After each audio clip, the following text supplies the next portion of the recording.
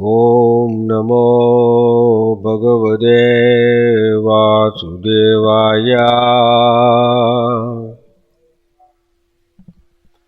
नारायणं नमस्कृत्यं नरं चैव नरोत्तमं देवीं सरस्वतीं व्यासं ततो जयमुदीरये। श्रीमद्भागवतम् Canto 3, Chapter 33, Text 21. Translation and purport by His Divine Grace A.C. Bhaktivedanta Swami Srila Prabhupada Ki. Vanam pravrijite patyav apatya virahatura jnata tattvavi abhun nashte vatse gaur iva vatsala. Vanam pravrijite patyav apatya virahadura jnata tattvabi abhunaste vatse gaur iva vatsala. Vanam pravrijite patyav apatya virahadura jnata tattvabi abhunaste vatse gaur iva vatsala. Translation. Devahudi's husband had already left home and accepted the renounced order of life, and then her only son Kapila left home. Although she knew all the truths of life and death, and although her heart was cleansed of all dirt, she was very aggrieved at the loss of her son, just as a cow is affected when her calf dies. Report. A woman whose husband is away from home or has taken the renounced order of life should not be very sorry, because she still has the presence of her husband's representative, her son. It is said in the Vedic scriptures, Atmaiva Putro Jayade, the husband's body is represented by the son.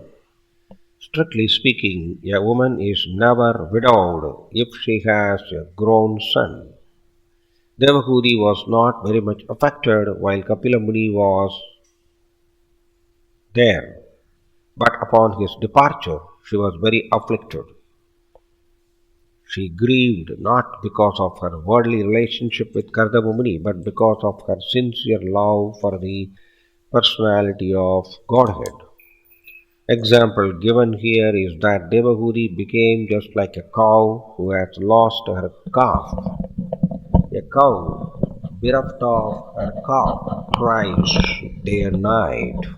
Similarly, Devahudi was aggrieved, and she always cried and requested her friends and relatives, "Please bring my son home so that I may live. Otherwise, I shall die." This intense affection for the Supreme Personality of Godhead, although manifested as affection for one's son, is spiritually beneficial.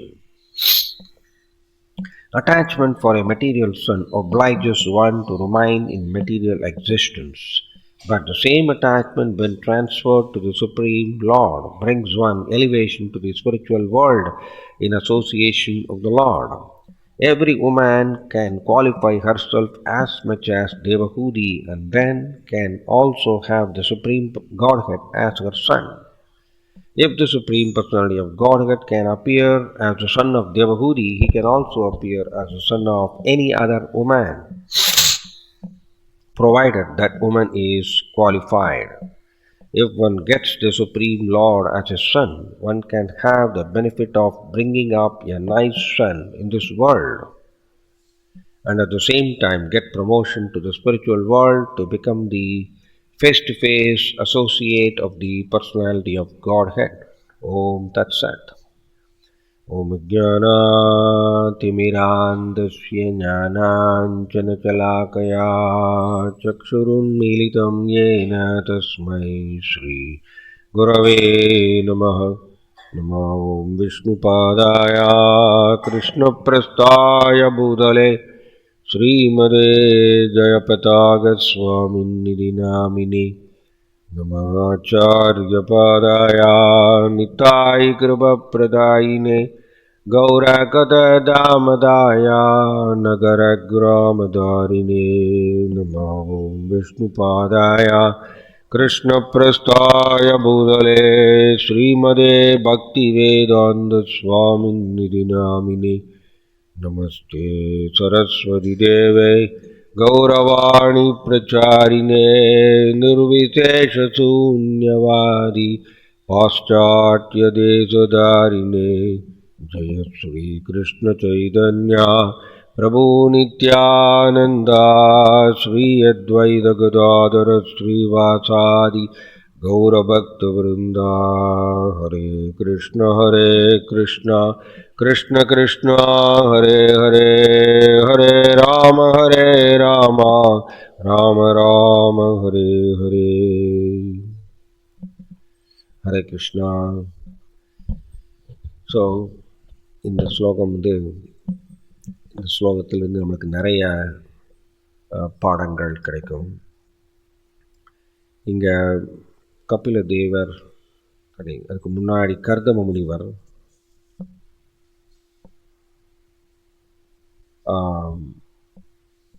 வீட்டிலிருந்து கிளம்பி அவர் சந்நியாசம் எடுத்துக்கொண்டு அவர் காட்டுக்கு போயிடுறார்.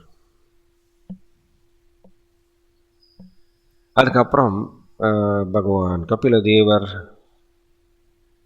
தன்னுடைய அம்மா தேவஹூதிக்கு வந்து இந்த சாங்கிய யோகம் அதை வந்து விலாவரியாக போதிக்கிறார்.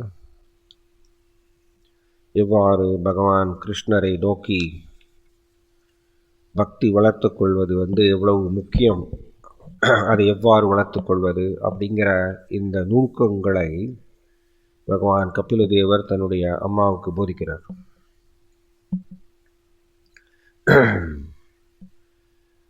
அண்ட் இங்கே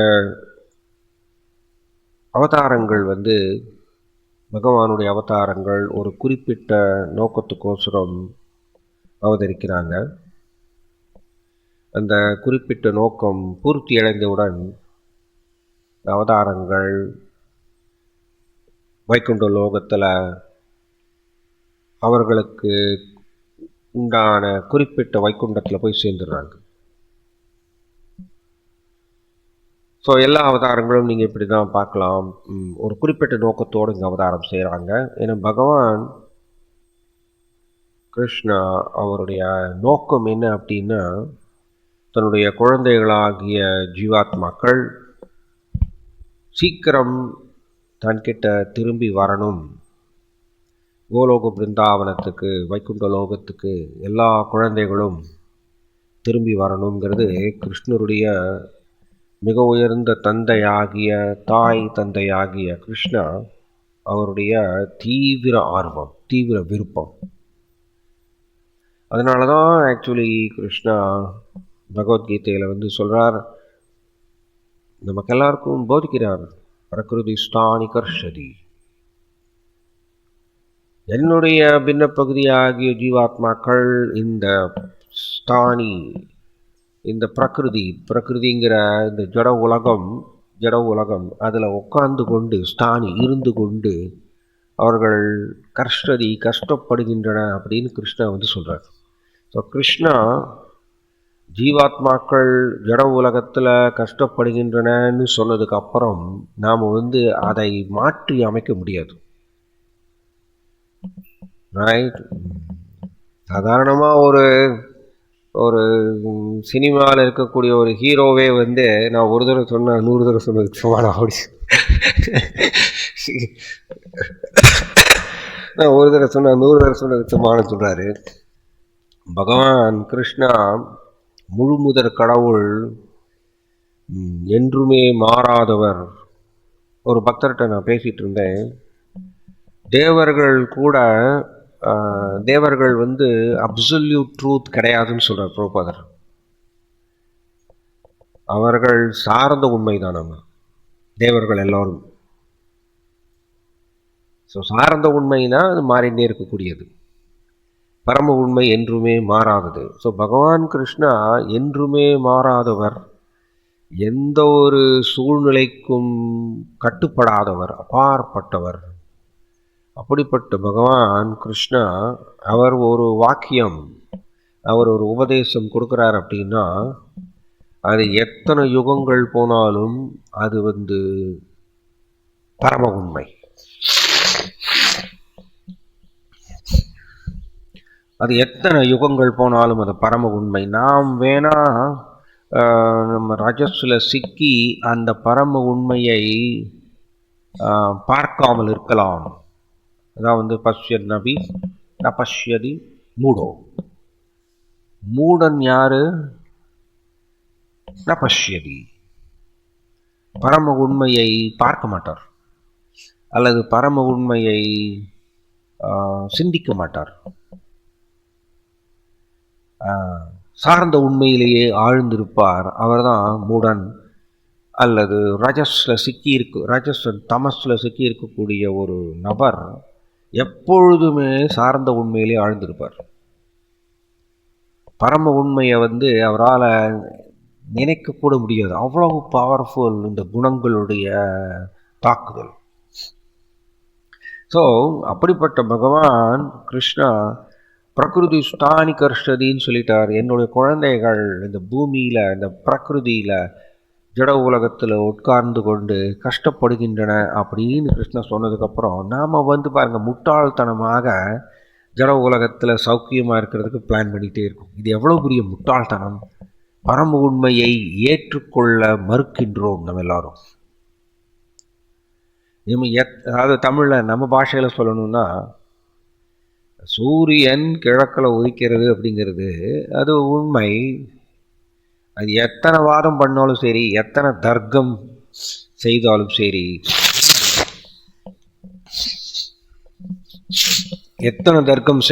சரி, சூரியன் கிழக்கில் தான் உதிக்க போகிறது.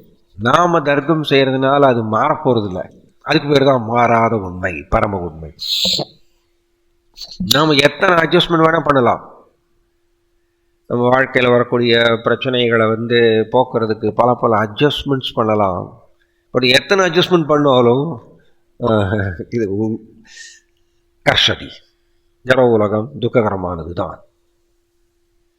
இதை நம்ம ஏற்றுக்கொள்ளணும். ஹோலினஸ் கிரிராஜ் சுவாமி மகாராஜ் இந்த மாதிரி சொல்கிறார், பக்தர்களுக்கு சொல்கிறார். இதை அதுவும் பக்தி யோகத்தை பயிற்சி செய்யக்கூடிய பக்தர்களுக்கு சொல்கிறார். நம்மில் பலர் கோலோக பிருந்தாவனத்துக்கு திரும்பி செல்வதற்கு ஆசைப்படுவதே இல்லைன்னு சொல்கிறார். அதுதான் சார்ந்த உண்மையை அது நிரந்தரமானதுன்னு நினச்சிக்கிறோம்.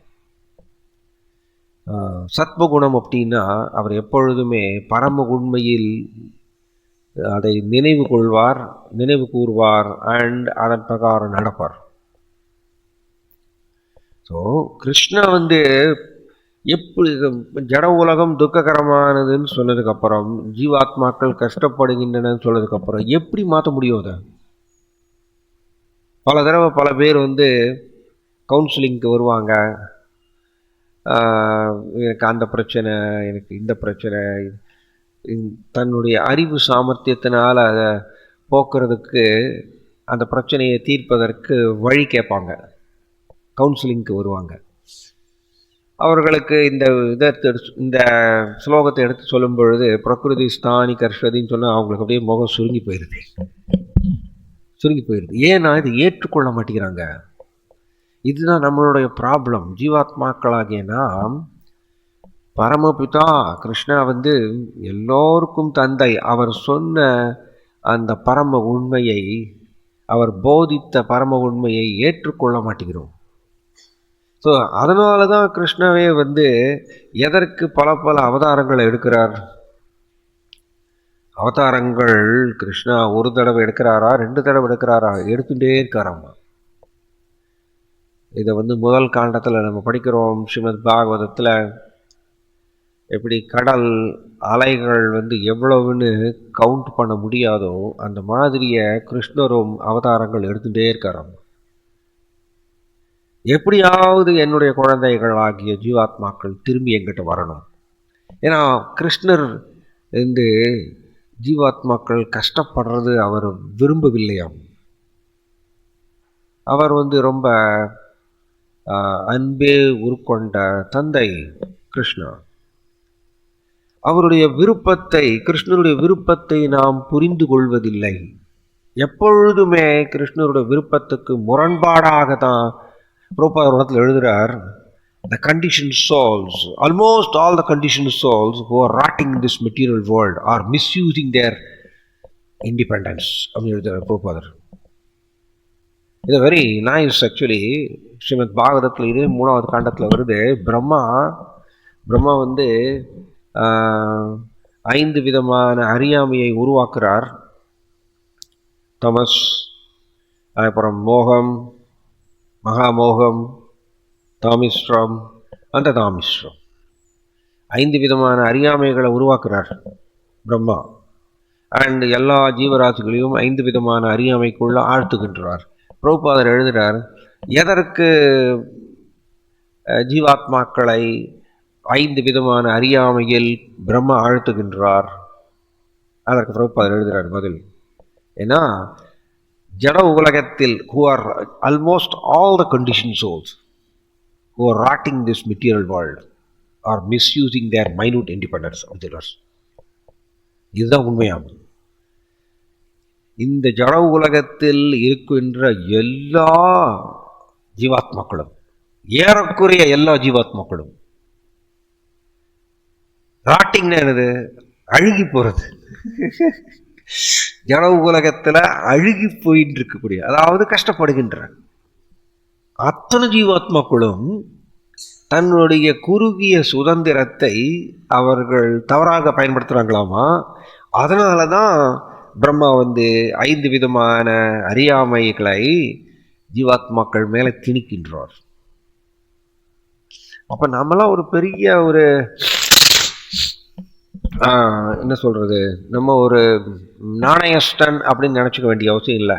ஏன்னா பிரபுபாதர் இந்த இடத்துல இப்படி எழுதியிருக்கார், நம்ம எல்லோருமே நம்மளுடைய குறுகிய சுதந்திரத்தை மிஸ்யூஸ் பண்ணிட்டு தான் இருக்கோம். அதனால தான் 5 விதமான அறியாமைகள் நம்ம மேலே திணிக்கப்படுகின்றது. ஸோ கிருஷ்ணா விரும்புகிறார், சீக்கிரம் வரட்டும் என்னுடைய குழந்தைகள் இந்த துக்ககரமான ஜட உலகத்தில் கஷ்டப்பட வேண்டாம்னு கிருஷ்ணன் விரும்புகிறார். ஸோ ஜென்டில்மேன் அப்படின்னா கிருஷ்ணருடைய விருப்பத்தை புரிந்து கொண்டு தன்னுடைய வாழ்க்கையை கிருஷ்ணருடைய விருப்பத்துக்கு அதை நோக்கி செல்லுமாறு தன்னுடைய வாழ்க்கையை அமைத்துக் கொள்வார். அவர் தான் புத்திசாலி, அவர் தான் ஜென்டில்மேன். கிருஷ்ணருடைய விருப்பம் என்னங்கிறத புரிஞ்சுக்காமையே சிம்பிளி நான் இந்த உலகத்தில் சௌக்கியமாக இருக்கணும்னு ஆசைப்பட்டு பல திட்டங்கள் போடுறாருல, அவர் ஆக்சுவலி புத்திசாலி கிடையாது. புத்திசாலினா கிருஷ்ணனுடைய விருப்பத்தை எப்பொழுதுமே புரிந்து கொண்டவர், அதை மறக்காதவர், அண்ட் அந்த விருப்பத்தை பூர்த்தி செய்யும் வகையில் தன்னுடைய வாழ்க்கையை அமைத்துக் கொள்வார். கிருஷ்ணனுடைய விருப்பம் என்ன? கிருஷ்ணர் ஜட உலகத்தில் சௌக்கியமாக வாழணுங்கிறது அவருடைய இது இல்லை.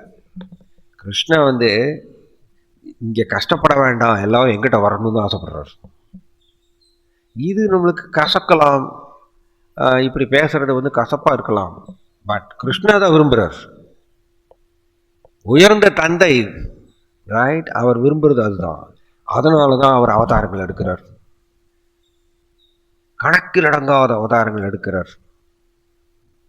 ரைட், ஒவ்வொரு தடவையும் அவதாரம் எடுக்கும் பொழுது கிருஷ்ணர் ஒரு நோக்கத்தோடு அவதாரம் எடுக்கிறார். ரைட், ராமாவதாரம் அப்படின்னா பகவான் ராமச்சந்திர பகவான் தர்மத்தை, வர்ணாசிரம தர்மத்தை நிலைநாட்டுவதற்கோசரம் அவர் அவதரித்தார். நீங்கள் பார்த்தீங்கன்னா மத்ஸ்ய அவதாரம் அப்படின்னா வேதங்களை மீண்டும் நிலைநாட்டுவதற்கோசரம் பகவான் மத்ஸ்யமூர்த்தி அவதரித்தார். ஸோ இது இப்படி பகவான் கிருஷ்ணாவுடைய ஒவ்வொரு அவதாரத்தை எடுத்து பார்த்தாலும் அவர் ஜீவாத்மாக்களுக்கு அந்த என்லைட்டன்மெண்ட் சொல்லுவோம், அதாவது ஆன்மீக தெளிவு, அதை ஏற்படுத்துவதற்கோசரம் கிருஷ்ணா அவ்வப்பொழுது அவதாரங்கள் எடுத்துகிட்டே இருக்கார். அண்ட் தன்னுடைய பிரதிநிதிகளை அனுப்புகிறார். ஆனால் இது எதையுமே நம்ம புரிஞ்சிக்காம அசம்பந்தம்னா யார்? அசம்பந்தம் சம்டைம்ஸ் நம்மளுடைய பிரச்சார இதில் நம்மளுக்கு இந்த எக்ஸ்பீரியன்ஸ் இருக்கும் எல்லாருக்கும். இப்போ பிரச்சாரம் பண்ணும்பொழுது சில பேர் கற்பூர புத்தி மாதிரி இருப்பாங்க. பிரச்சாரம் பண்ணால் உடனே டக்குன்னு அவங்க ஹரே கிருஷ்ண ஜபம் பண்ண ஆரம்பிச்சிருவாங்க. அண்டு உடனே பகவத்கீதை படிக்க ஆரம்பிப்பாங்க. கிருஷ்ணரை வழிபாடு செய்ய ஆரம்பிச்சிருவாங்க. சீக்கிரமாகவே இந்த மாற்றங்கள் வரும். சில பேர் பார்த்திங்கன்னா எத்தனை கிளாஸ் எடுத்தாலும் அவங்க அப்படியே எஸ் பிரபு எஸ் பிரபுன்னு சொல்லுவாங்க. ஆனால் செயல்படுத்தும் பொழுது கம்ப்ளீட் ஆப்போசிட்டாக செயல்படுவாங்க. இது மந்தமான புத்தி. அந்த மாதிரி தான் நம்ம எல்லாருமே நடக்கிறோம் ஆக்சுவலி. ஏன்னா நம்ம நம்மளுடைய குறுகிய சுதந்திரத்தை மிஸ்யூஸ் பண்ணிகிட்டே தான் இருக்கோம். நம்மளுடைய குறுகிய சுதந்திரத்தை பயன்படுத்தி எனக்கு கிருஷ்ணர் மட்டும் வேணும், 100% எனக்கு கிருஷ்ணர் மட்டும் போரும் அப்படின்னு நம்ம சுதந்திரத்தை பயன்படுத்தி முடிவு எடுத்துட்டோம்னா நம்ம இந்த உலகத்தில் கஷ்டப்பட வேண்டிய அவசியம் இல்லை. ஆனால் மிஸ்யூஸ் பண்ணிகிட்டே இருக்கோம். நம்ம குறுகிய சுதந்திரத்தை மிஸ்யூஸ் பண்ணிகிட்டே இருக்கிறதுனால தான் திரும்ப திரும்ப அந்த 5 அறியாமைகள் நம்ம மேலே பிரயோகம் ஆகின்றன. அந்த 5 அறியாமைகள் என்ன? இந்த 5 அறியாமைகள் பிரம்மா நம்ம மேலே புகுத்துறதுனால நம்மளால் நம்மளுடைய புத்தி சாமர்த்தியத்தினால அந்த 5 அறியாமைகளை தாண்ட முடியாது. இந்த 5 அறியாமைகள் என்ன? தமஸ். ஃபர்ஸ்ட் தமஸ்னா என்னென்னா பிரபுபாதர் எழுதுகிறார், இக்னரன்ஸ் ஆஃப் ஸ்வரூபா அப்படின்னு சொல்கிறார். நம்மளுடைய ஸ்வரூபா, நம்மளோட உண்மை நிலையை மறக்கடித்தல் தமஸ் பிரயோகமாகும் பொழுது. தென் மோகம். மோகம் அப்படின்னு சொல்கிறார் பிரபுபாதர். என்ன சொல்கிறாருன்னா இல்லூஷரி பாடிலி கன்செப்ஷன் அப்படின்னு சொல்கிறார். ஒரு மாயத்தோற்றமான உடல் கண்ணோட்டம் அது நம்ம மேலே பிரயோகம் ஆகின்றது. எஸ், நம்ம எல்லாரும் அப்படி தான் இருக்கோம். மகாமோகம். மகாமோகம் அப்படின்னா அதாவது ஜட உலக வஸ்துக்களை பொசஸ் பண்ணணும்னு ஆசைப்படுறதாமா, அதை வைத்துக்கொள்ள வேண்டும்னு ஆசைப்படுறதாமா. இது மகாமோகம் அப்படின்னு சொல்றார். மகாமோகம்ங்கிற அறியாமை நம்ம மேலே பிரயோகமாகும் பொழுது தான் ஜட உலக வஸ்துக்களை நான் வைத்துக்கொள்ள வேண்டும்னு ஒவ்வொருத்தரும் ஆசைப்படுறோம். தென் தாமிஸ்ரம். தாமிஸ்ரம், அந்த தாமிஸ்ரம் 2 இருக்கு. அந்த தாமிஸ்ரம் அப்படின்னா என்னன்னா unconscious state brought about by anger அப்படின்னு சொல்றார். அதாவது கோபத்தினால் உருவாக்கக்கூடிய நம்ம மறந்து போயிடுவோம். நம்மளுடைய தன்னை மறந்த நிலை சொல்றோம்ல, தன்னை மறந்த நிலைங்கிறது தெய்வீக நிலை இல்லை. இதில் தன்னுடைய இருப்பு எல்லாத்தையும் மறந்து போகிறது கோபத்தினால ஆட்கொள்ளப்படுறதுனால. இது அந்த தாமிஸ்ரம் அப்படி. தென் தாமிஸ்ரம் அப்படிங்கிறது சென்ஸ் ஆஃப் டெத் அப்படின்னு சொல்லுவார். மரண பயம். மரண பயம். ஸோ இப்படி 5 அறியாமைகள் நம் மேலே எல்லார் மேலேயும் திணிக்கப்பட்டிருக்கு. பிரம்மா இதை பிரயோகம் படுத்துகிறார். யாரும் இதை தப்பிக்கல முடியாது. அதுக்கு பேர் தான் இந்த இல்லூஷன். அவ்வளோ பவர்ஃபுல். ஸோ அதனால தான் நம்மளுக்கு புலம்பல், வருத்தம், கவலை எல்லாம் வந்துகிட்டே இருக்குது. இது காரணம் நம்மளுடைய குறுகிய சுதந்திரத்தை நாம் கிருஷ்ணர் சொன்னபடி கேட்கறது இல்லை. கிருஷ்ணர் உபதேசம் செஞ்சிருந்தாலும் கூட நம்ம குறுகிய சுதந்திரத்தை இப்பொழுதும் நம்ம தவறாக பயன்படுத்திட்டு தான் இருக்கோம். அதனால தான் நம்முடைய அப்பாவுடைய விருப்பம் என்னங்கிறது புரிஞ்சுக்கணும். எதற்கு அவதாரம் எடுக்கிறார்? பல பல அவதாரங்கள் எடுக்கிறார். ரைட். ஸோ நோக்கம் என்னன்னா, exclusive purpose of Srimad Bhagavatam is to guide the conditioned souls. Go back home, back to Godhead. பிரபுபாதர் அப்படி எழுதியிருக்கார் ஸ்ரீமத் பாகவதம் பொருள் உரையில். ஸ்ரீமத் பாகவதத்தினுடைய ஒரே நோக்கம், ஸ்ரீமத் பாகவதத்துடைய ஒரே நோக்கம் என்னன்னா, கட்டுண்ட ஜீவாத்மாக்களாகிய நமக்கு வழிகாட்டி என்ன வழிகாட்டுதல்? பகவானிடம் திரும்பி செல்வதற்குண்டான வழிகாட்டுதலை கொடுப்பது மட்டுமே ஸ்ரீமத் பாகவதத்தினுடைய ஒரே குறிக்கோளம். அதனால நம்ம ஸ்ரீமத் பாகவதத்தை படிச்சதுக்கப்புறம் நம்ம ஜட உலகத்தில் சௌகரியமாக பல துக்கங்கள் வரும்பொழுது அட்ஜஸ்ட் பண்ணி வாழறதுக்கல்ல. ஸ்ரீமத் பாகவதத்தோட ஒரே நோக்கம் பகவானிடம் திரும்பி செல்வது எப்படிங்கிறது வழிகாட்டுறது மட்டும்தான். அதனால நம்மளுடைய அப்பாவுடைய விருப்பத்தை புரிந்து கொள்ளாமல் நாம் இங்கே சௌகரியமாக வாழணும்னு ஆசைப்பட்டோம்னா அது முட்டாள்தனம். ரைட்? ஸோ இந்த ஸ்லோகத்தில் பாருங்க, இப்போ பகவான் கபிலதேவரும் ஒரு நோக்கத்தோடு அவதரித்தார். என்ன நோக்கம்? இங்கே சாங்கிய யோகத்தை போதிக்கிறார். பிரபுபாதர் சொல்லுவார், சாங்கிய யோகமும் பக்தி யோகமும் ஒன்று தான், வித்தியாசம் எதுவும் கிடையாது. சாங்கிய யோகௌ பிரதக் பாலாஹ பிரபதந்தீன பண்டிதாக ஏகமப்யாஸ்தித சம்யக் உபயோர் விந்ததே ஃபலம். ஏக்கம் ரெண்டு ஒன்று தான் சொல்றார். கிருஷ்ணாவே இது பகவத்கீதையில் சொல்றார், சாங்கிய யோகம் பக்தி யோகம் ஒன்று தான். ஏன்னா பகவான் கபிலதேவர் போதித்த சாங்கிய யோகம் எவ்வாறு பக்தி யோகத்துக்கு முரண்பாடான இருக்காது. பிரபதந்தி ந பண்டிதாகா, புத்தி இல்லாதவர்கள் முட்டாள்கள் தான் சாங்கிய யோகமும் பக்தி யோகமும் வேறு வேறுன்னு சொல்லுவாங்கன்னு கிருஷ்ணா கண்டிக்கிறார் பகவத்கீதையில். ஸோ பகவான் கபிலதேவர் சாங்கிய யோகத்தை போதிக்கிறது தேவகுதிக்கு மட்டுமல்ல. ஏன்னா பகவானுடைய நோக்கம் என்ன? எல்லா ஜீவாத்மாக்களும் எங்கிட்ட வரணும், கிருஷ்ணாட்ட திரும்பி வரணும் அப்படிங்கிறது தான் பகவானுடைய விருப்பம். அதனால் தேவகுதிக்கு சாங்கிய யோகத்தை போதிக்கிற மாதிரிய போதித்து எல்லா ஜீவாத்மாக்களுக்கும் பர்மனெண்ட்டாக இந்த சாங்கிய யோகத்தை போதித்துட்டு போயிட்டார். இதுதான் பகவான் கபிலதேவருடைய நோக்கம். ரைட்? ஸோ இந்த தேவகூதி கர்தம முனிவர் அவர் சன்னியாசம் எடுத்துட்டு அவர் காட்டுக்கு போன உடனே தேவகூதி பெருசாக வருத்தப்படலான்னு சொல்கிறார் பிரபுபாதரிங்க. ஆனால் கர்தம முனிவருடைய மகன் இங்கே பகவான் கபிலதேவர் சாங்கிய யோகத்தை போதிச்சுட்டு அவர் அங்கேருந்து கிளம்பிடுறார். அப்போ கபிலதேவர் தன்னுடைய வீட்டை விட்டு போன உடனே தேவகூதிக்கு பயங்கர வருத்தமாகும். இந்த பியூட்டிஃபுல் இந்த பாயிண்ட், இந்த டாபிக் வெரி இன்ட்ரெஸ்டிங். இந்த டாபிக்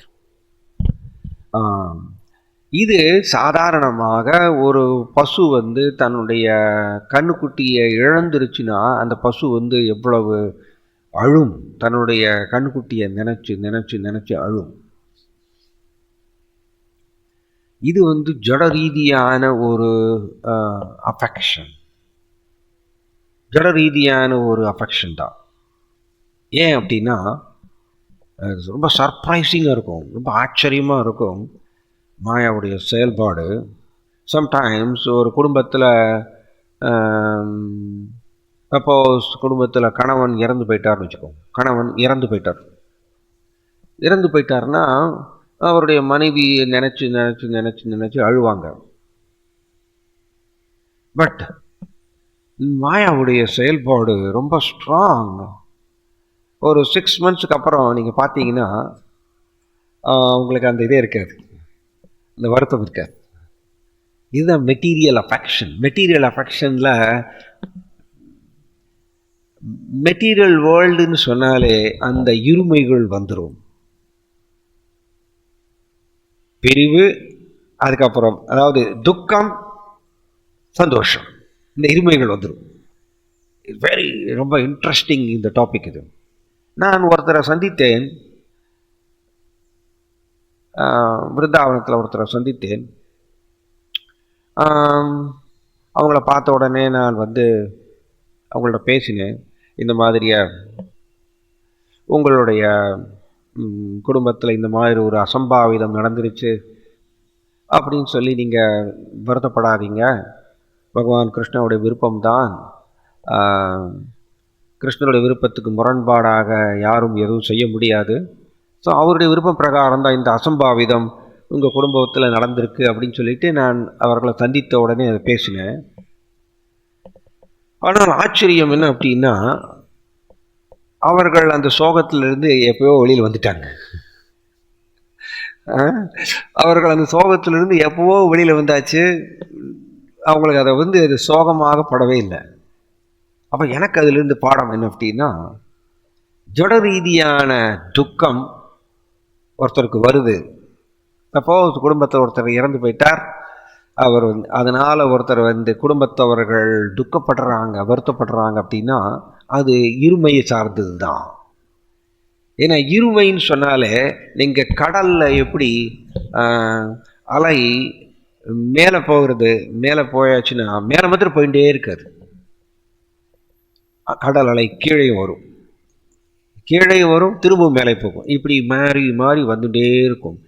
அதான் இருமை. அதே மாதிரியே ஒருத்தர் தன்னுடைய குடும்பத்தவர் இறந்து போயிட்டாருன்னு சொல்லிட்டு அவர் பிரிவில் இருந்தாலும் அது கொஞ்ச காலத்துக்கு தான் இருக்கும். இந்த இருமை வெரி பவர்ஃபுல். ஜஸ்ட் ஒரு 4-5 மாதத்துலேயே அவங்க எல்லாம் மறந்துடுவாங்க. அந்த சோகம், துக்கம், பிரிவு எல்லாம் மறந்து போயிடுவாங்க. மீண்டும் ஜட உலகத்தில் சௌக்கியமாக வாழணும்னு திட்டங்கள் தீட்டுவாங்க. ஸோ இதை நான் இது கண்கூட இதை நான் கண்டேன். இது ஆக்சுவலி அந்த நிகழ்ச்சியில் நான் அதை உங்களுக்கு இந்த மாதிரி தத்துவங்களை கொஞ்சம் சொல்லி ஆறுதல் படுத்தலாம்னு நான் பேசும்பொழுது, அவர்கள் எப்பொழுதோ அந்த சோகத்திலிருந்து வெளியில் வந்துட்டாங்க. அதனால் நம்ம புரிஞ்சுக்கணும், ஜட உலகத்தில் நாம் சப்போஸ் ஈவன் நாம் கூட இறந்து போனால் கூட நம்மளை நினச்சி காலம் முழுவதும் யாரும் வருந்த மாட்டாங்க. அதான் இருமை.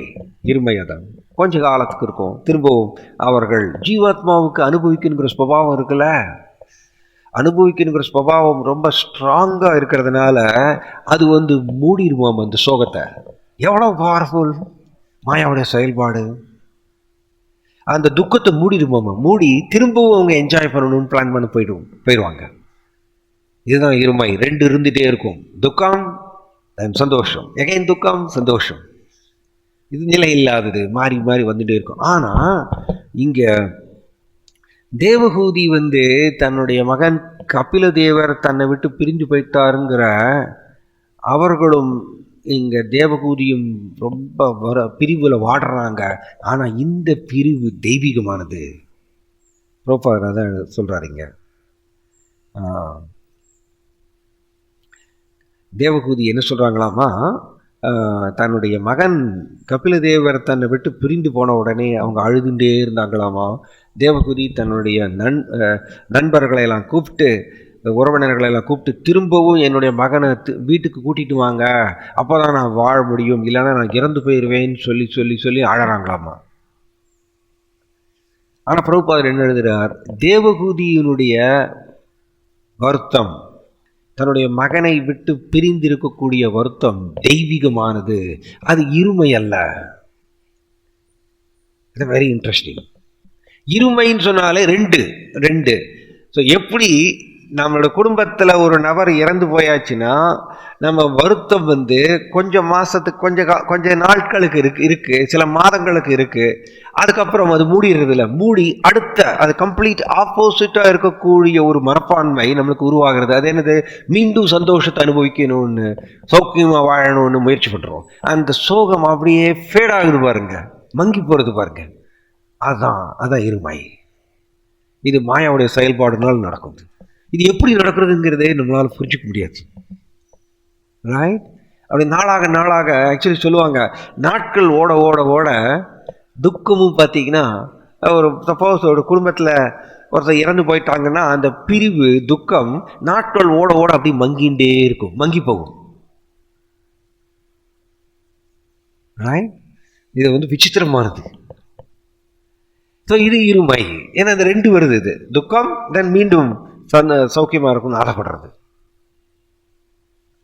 ஆனால் இங்கே தேவகூதியுடைய இருமை கிடையாதம்மா. ஏன் அப்படின்னா, அவங்க பிரிவில் வாடுவது யாரை நோக்கி அவங்க பிரிவில் வாடுறாங்க? பகவான் முழுமுதற் கடவுள் கபிலதேவர் அவரை நோக்கி பிரிவில் வாடுறதுனால இது தெய்வீகமானது, இது இருமையை சார்ந்ததல்ல.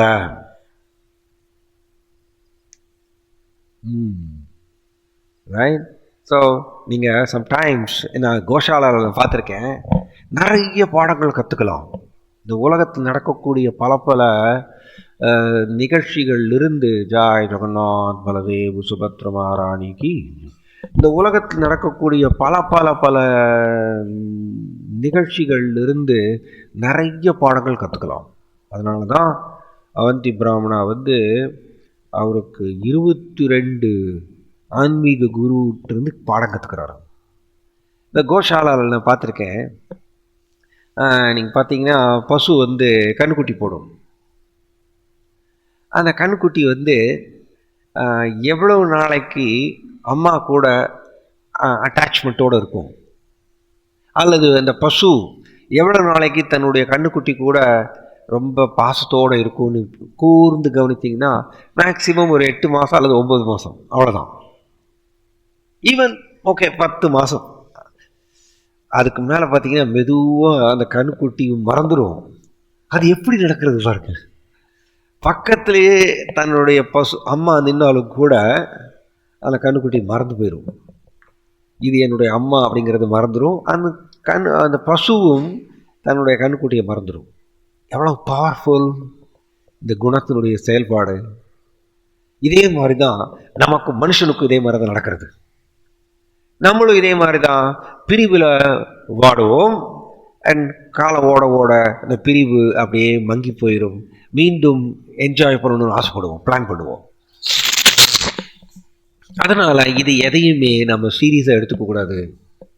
ஜட உலகத்தை ஏற்படக்கூடிய துக்கம், பிரிவு அல்லது சந்தோஷம் எதையுமே சீரியஸாக எடுத்துக்கக்கூடாது. ஏன்னா இது மாறக்கூடியது, இருமை மாறக்கூடியது, இது சார்ந்த உண்மை. ஆனால் இங்கே தேவகூதி பகவான் கபில தேவரை நோக்கி செலுத்தக்கூடிய அந்த பிரிவு தெய்வீகமானது. ஏன் அப்படின்னா, நான் முன்னாடியே சொன்னேன், இருமைனா 2.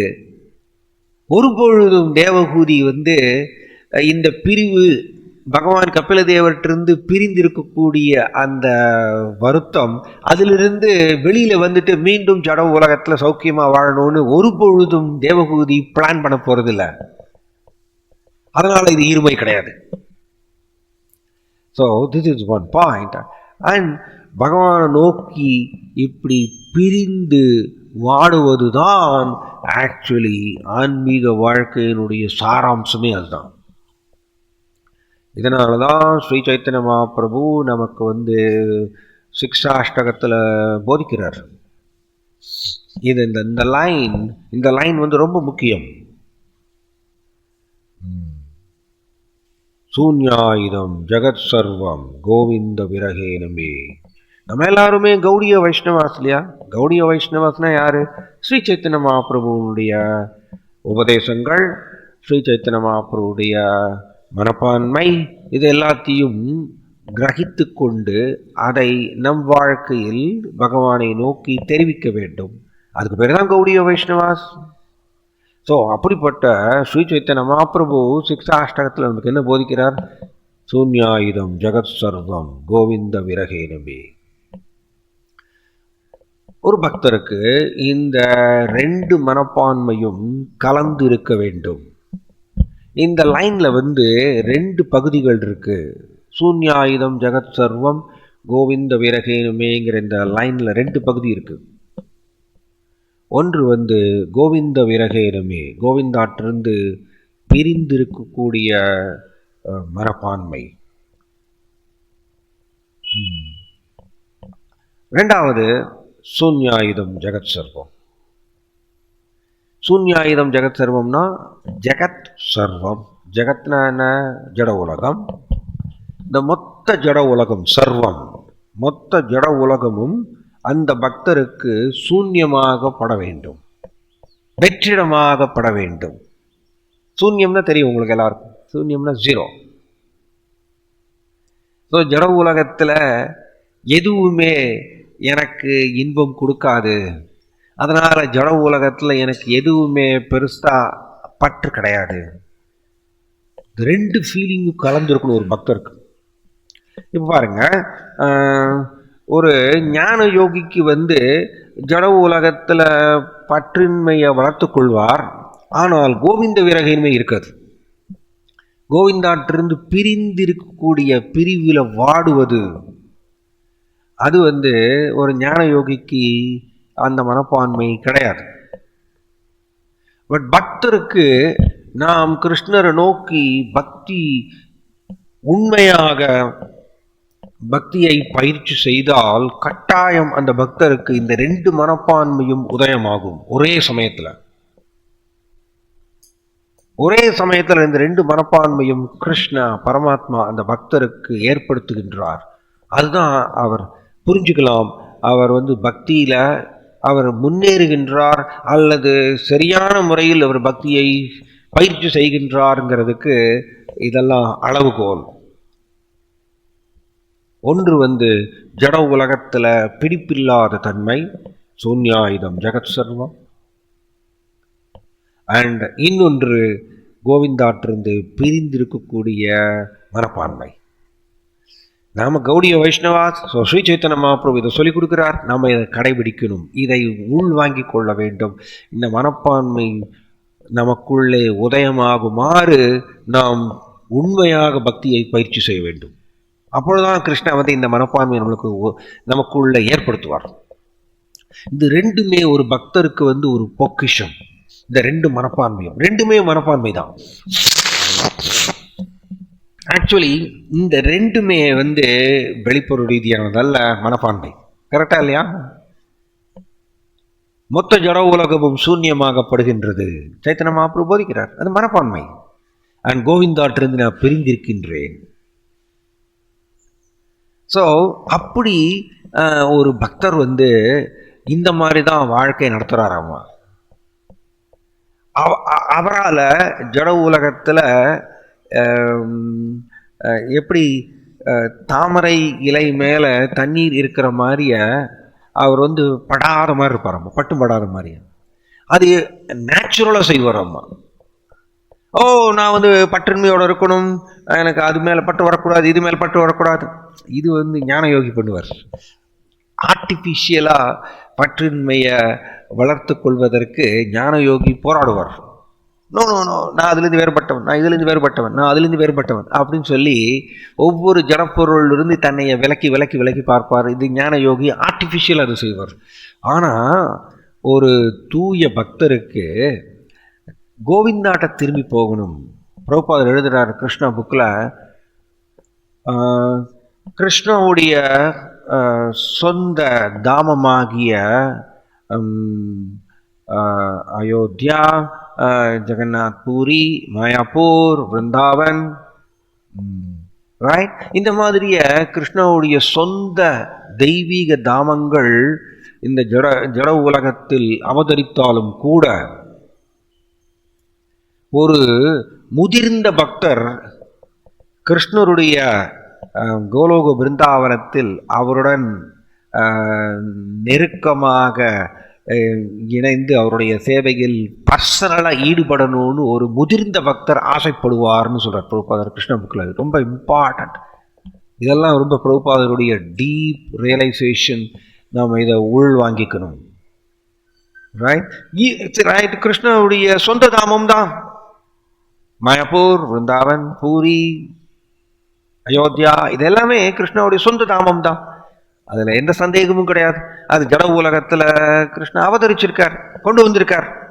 இருந்தாலும் முதிர்ந்த பக்தர் கிருஷ்ணாட்ட திரும்பி போகணும், அவருடைய பர்சனல் சேவையில் கோலோக பிருந்தாவனத்தில் ஈடுபடணும்னு ஒரு முதிர்ந்த பக்தர் ஆசைப்படுவார்னு எழுதுறார். அதுதான் முதிர்ந்த பக்தருடைய லட்சணம். அதை தான் ஸ்ரீ சைத்தன்ய மகாபிரபு நமக்கு டீச் பண்ணுறார்.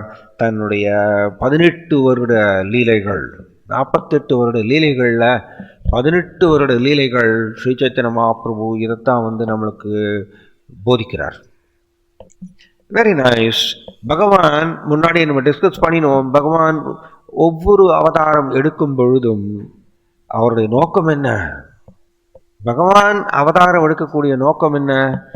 கட்டுண்ட ஜீவாத்மாக்கள் என்கிட்ட திரும்பி வரணுங்கிற ஆசையே இல்லாம ஜட உலகத்தில் சௌக்கியமாக இருக்கணும்னு ரொம்ப முயற்சி பண்ணிகிட்டே இருக்காங்க. அவங்களுக்கெல்லாம் சொல்லிக் கொடுக்கணும், சொல்லிக் கொடுத்து திரும்ப எங்கிட்ட வரணும், அது அவர்களுக்கு புரிய வைக்க வேண்டும், இப்படிங்கிற ஒரு நோக்கத்தோடு தான் பகவான் அவதாரம் எடுக்கிறார் ஜட உலகத்தில். அதனால எப்படி பகவான் கபில தேவர் சாங்கிய யோகத்தை போதித்து அதன் மூலமாக பக்தர்கள் கிருஷ்ணர்கிட்ட திரும்பி போகணும்னு அந்த ஆசையை வளர்த்து கொள்ளட்டும் அப்படின்னு அவர் அதை செஞ்சார் பகவான் கபில தேவர். அதே மாதிரியே ஸ்ரீ சைத்தன்ய மகாபிரபுவும் அவர் என்ன பண்ணார்? தன்னுடைய 18 வருட லீலைகளில் எவ்வாறு கிருஷ்ணத்திலிருந்து பிரிந்து வாடுவது அதை அவரே செஞ்சு காமிக்கிறார். கிருஷ்ணத்திலிருந்து பிரிந்து வாடக்கூடிய மனப்பான்மை அது மிக உயர்ந்த சேவையாம். ஆக்சுவலி ஹோலினஸ் சச்சினந்தன சுவாமி மகாராஜ் சொல்வார், விப்ரலம்ப சேவா அப்படின்னு சொல்றார். நம்ம சேவை அப்படின்னா நாம் நம்மளுடைய கை காலெல்லாம் யூஸ் பண்ணி வெளிப்புற ரீதியாக செய்வது மட்டும் சேவை நினைச்சுப்போம். ஆனால் பிரபுபாதர் இதை சொல்றார், விப்ரலம்ப சேவா அப்படின்னு சொல்றார். அது மிக உயர்ந்த சேவையாகும். சிம்பிளி கிருஷ்ணருடைய பிரிவில் வாடுவது, அதுக்கு பேர் தான் கோவிந்த விரகேனுமே. அது ஒரு ஜீவாத்மா கிருஷ்ணாவை நோக்கி செய்யக்கூடிய மிக உயர்ந்த சேவை.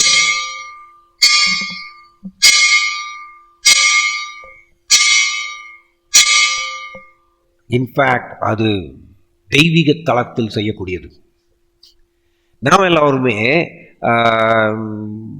இப்போ நம்ம செய்யக்கூடிய சேவை கட்டுண்ட நிலையில தான் இருக்கும். கட்டுண்ட நிலையில் இருந்து கொண்டு தான் செய்கிறோம். அல்லது வேற விதமாக சொல்லணும்னா அனுபவிக்கணுங்கிற ஸ்வபாவத்தை வைத்து கொண்டு தான் இங்கே சேவை செய்கிறோம். ஆனால் விப்ரலம்ப சேவாங்கிறது தெய்வீக தளத்தில் செய்யக்கூடியது. அது கிருஷ்ணருக்கு ரொம்ப பிடிக்குமாம். ரைட்? ஸோ அப்படி ஒரு வெரி இன்ட்ரெஸ்டிங் இது. ஒரு பக்தர், ஒரு தூய பக்தர், ஒரு முதிர்ந்த பக்தர், அது எப்பொழுதுமே கிருஷ்ணர்கிட்டிருந்து பிரிந்து இருக்கக்கூடிய ஃபீலிங்கில் அவருடைய மனம் ஆழ்ந்திருந்தால் எப்படி அவருடைய மனம் ஜட உலகத்தில் சௌக்கியமாக இருக்கணும்னு ஆசைப்பட முடியாது. சரி, நமக்கு ஒரு மனம் தான் இருக்குது, நமக்கு எல்லாருக்கும் ஒரு மனம் தான் இருக்குது. அந்த மனம் 24 hours கிருஷ்ணர்கிட்டிருந்து பிரிந்து இருக்கக்கூடிய ஃபீலிங்ஸ்லேயே ஆழ்ந்திருந்தது தான். எவ்வாறு அந்த மனம் ஜட உலகத்தில் எனக்கு கார் வேணும்னு ஆசைப்பட முடியும், அல்லது எனக்கு பங்களா வேணும்னு எவ்வாறு அந்த மனம் ஆசைப்பட முடியாது. அதனால தான் கோவிந்த வீரகேனமே ஒருத்தருக்கு வந்துருச்சுன்னா ஆட்டோமேட்டிக்காக சூன்யாயுதம் ஜெகத் சர்வம் வந்துடும். ஜட உலகத்தில் பிடிப்பில்லாத தன்மை அது அவருக்கு வந்துடும். ஸோ இது ஒரு தெய்வீகமான நிலை. இப்படி தான் ஜடபரதர் வாழ்ந்தார். ஆக்சுவலி ஜடபரதர் இந்த சூன்யாயுதம் ஜெகத் சர்வம் கோவிந்த வீரகேமே இந்த லைனுக்கு ஒரு சிறந்த உதாரணம். அஃப்கோர்ஸ் ஸ்ரீ சைத்தன்ய மகாபிரபு அதை செஞ்சு காமிச்சார், அவர் பகவான். பட் ஜீவராசிகளில் ஜடபரதர் சிறந்த உதாரணம். அந்த லைனை முழுக்க ப்ராக்டிஸ் பண்ணார். பாகவதத்தில் சொல்லப்பட்டிருக்கு, ஜடபரதர் தனக்குள்ள கிருஷ்ணருடைய ஸ்மரணத்திலேயே ஆழ்ந்திருந்தாராம்மா. எப்பொழுதுமே, எப்பொழுது நான் செல்வேன் கிருஷ்ணாட்ட, எப்பொழுது நான் இந்த உடலை விடுவேன், நான் கிருஷ்ணாட்ட திரும்பி செல்வேன் அப்படின்னு அவர் நினச்சி 24 hours அதிலே இருந்தாராம்மா. அதனால் அவருக்கு மனம் அப்படி ஆழ்ந்திருந்தனால அதே மாதிரி அதை எப்படி யூஸ் பண்ணி எனக்கு நல்லா ட்ரெஸ் பண்ணணும், நல்லா சாப்பிடணும், என்னுடைய உடலை அலங்கரித்து கொள்ளணும், இதெல்லாம் எப்படி வரும்? அது வராது, முடியாது. நமக்கு ஜட உலகத்தில் நல்ல சௌக்கியமாக இருக்கணும்னு நம்மளோட மனம் ஆசைப்பட்டுச்சுன்னா நிச்சயம் அதே மனம் கிருஷ்ணருடைய பிரிவில் வாழ முடியாது. கிருஷ்ணருடைய பிரிவில் வாழ முடியாது. ரெண்டுத்துக்கும் ஆக்சுவலி எப்படி சொல்லலாம்னா ரயில் தண்டவாளம் மாதிரி தான், சேராது. ஜட உலகத்தில் சௌக்கியமா இருக்கணும்னு அந்த ஆசை உடைய மனம் ஒருபொழுதும் அவரால் கிருஷ்ணத்திலிருந்து பிரிந்திருக்கேனே அப்படிங்கிற அந்த ஃபீலிங்ஸ் அவருடைய மனதில் உதயம் ஆகாது. அல்லது வேற விதமாக சொல்லணும்னா, ஒருத்தருடைய மனம் கிருஷ்ணருடைய பிரிவிலேயே ஏங்கி ஏங்கி கழிக்கும் பொழுது அவரால் ஜட உலகத்தில் எதையும் என்ஜாய் பண்ணணும் அப்படிங்கிற அந்த ஆசை வரவே வராது. ஸோ இதை ஜடபரதர் செஞ்சு காமிச்சார். வெளிப்புற ரீதியாக அவர் எதையுமே விரும்பலை, கரெக்டானே? அவர் வீட்டை விட்டு துரத்தி விட்டாங்க, ரைட். அவர் எதையுமே விரும்பலை. அவரை அவமானப்படுத்தினாங்க, அவருக்கு அடிப்பிடித்த உணவெல்லாம் கொடுத்தாங்க. ஜடபரதர் எதையுமே பெருசாக எடுத்துக்கவே இல்லை. ஏன்னா அவருடைய மனம் முழுக்க முழுக்க கிருஷ்ணர்கிட்ட திரும்பி போகணும், கிருஷ்ணாட்டிருந்து பிரிந்திருக்கேனே அப்படிங்கிற இயக்கத்திலேயே அவருடைய மனம் ஆழ்ந்திருந்ததுனால அவர் ஜட உலகம் அவரை அவமதித்தாலும் கூட ஜடபரதர் அதை சீரியஸாக எடுத்துக்கவே இல்லை. நம்ம அப்படி கிடையாது. ஏன் அப்படின்னா, நமக்கு கிருஷ்ணாட்டிருந்து பிரிந்திருக்கேனேங்கிற ஃபீலிங்ஸே நம்மளுக்கு உதயம் ஆகலை. நம்மளுக்கு 24 hours நம்மளுடைய மனம் எப்படி இருக்குது, ஜட உலகத்தில் எப்படி சௌக்கியமாக வாழலாம். அதனால் யாராவது நம்மளை அவமதித்தா உடனே நம்மளுக்கு கோவம் வந்துடும். இதுதான் கட்டுடதில்லை.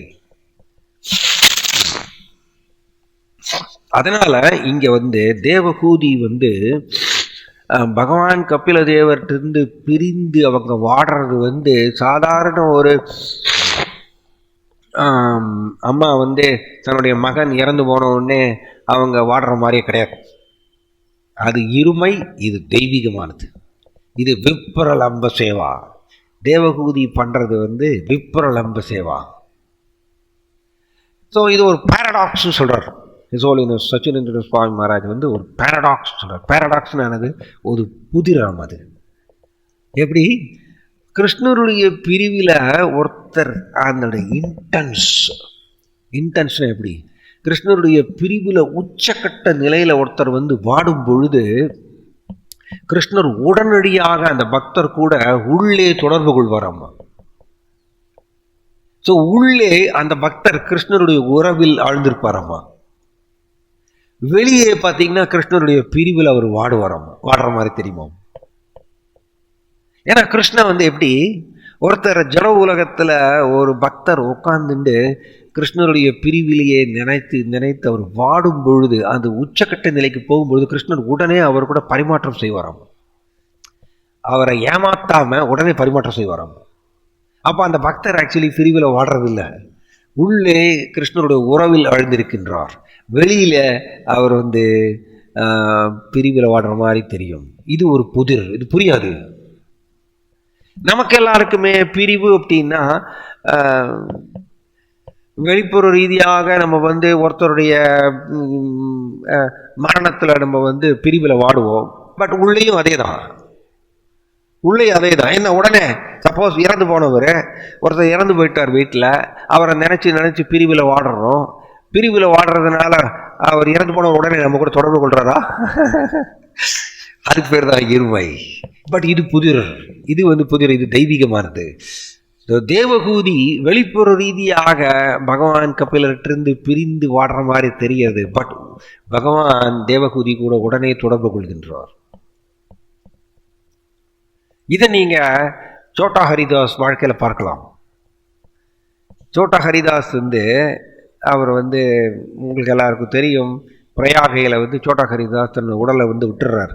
விட்ட உடனே அடுத்த செகண்ட் சோட்டா ஹரிதாஸ் அவர் கந்தர்வ, அதாவது ஒரு தெய்வீக ரூபத்தை எடுக்கிறாராமா. நீங்கள் சைத்தன்ய சரிதாமிரத்தில் அந்த பிக்சர் இருக்கும். அந்த தெய்வீக ரூபத்தை எடுத்துக்கொண்டு எவ்ரிடே நைட்டு சைத்தன்ய மகாபிரபுக்கோசரம் நைட்டு பாடுவாராமா. அப்போ என்ன தெரிகிறது, அவர் பகவான் சைத்தன்ய மகாபிரபுடைய உறவில் ஆழ்ந்திருக்கார். ஸோ கிருஷ்ணனுடைய பிரிவில் வாடுவது அது உச்சக்கட்ட நிலைக்கு போகும்பொழுது அந்த பக்தர் கூட கிருஷ்ணா உடனே தொடர்பு கொள்கின்றார்.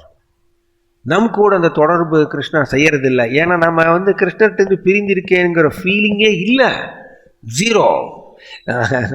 எப்படி சூன்யாயுதம் ஜெகத் சர்வம்னு சொல்லியிருக்கு. ஆனால் நம்ம கிருஷ்ணர்கிட்ட பிரிந்திருக்கக்கூடிய ஃபீலிங்ஸில் சூன்யமாக இருக்கும். சைத்தன்ய மகாபிரபு சொல்லிக் கொடுத்தது சூன்யாயுதம் ஜெகத் சர்வம் என்னன்னா ஜட உலகமே எனக்கு சூன்யமாகப்படுகின்றது அப்படின்னு அவர் சொல்லிக் கொடுத்தார். நம்ம ஆப்போசிட்டா இருக்கோம். நமக்கு கிருஷ்ணருடைய பிரிவுல வாடுவதுங்கிறது சூன்யமா இருக்கு. எப்படி நமக்கு ஆப்போசிட்டா இருக்கும் பாருங்க, ஸ்ட்ரைட் ஆப்போசிட். அதனால தேவகூதியுடைய இந்த நிலை தெய்வீகமானது. அதுதான் ஆன்மீக வாழ்க்கையினுடைய சாராம்சமே அதுதான். அப்படிதான் ஒரு பக்தர் வாழணும்னு ஸ்ரீ சைத்தன்ய மகாபிரபு போத் தன்னுடைய சிக்ஷாஷ்டகம் உபதேசத்திலையும் சொல்லிக் கொடுக்கிறார், பிளஸ் தன்னுடைய 18 வருட லீலைகளையும் செஞ்சு காமிக்கிறார். இதுதான் ஒரு பக்தருடைய வாழ்க்கையினுடைய சாராம்சமே. இதுதான் கிருஷ்ணற்றிருந்து பிரிந்து வாட வேண்டும். அது எவ்வளவுக்கு அவ்வளவு நம்ம அந்த அளவுக்கு வாடுறோமோ அந்த அளவுக்கு ஜட உலகம் மேலே பிடிப்பில்லாத தன்மை வரும். அந்த அளவுக்கு கிருஷ்ணரும் அந்த பக்தர் கூட பரிமாற்றம் செய்வார். அதுதான் முதிர்ந்த நிலை. ஜாய் ஸ்ரீமத் பாகவதம் கி, பதித பாவன் ஸ்ரீல பிரபுபாத் கி, நித்தாய் கௌர பிரேமனந்தே.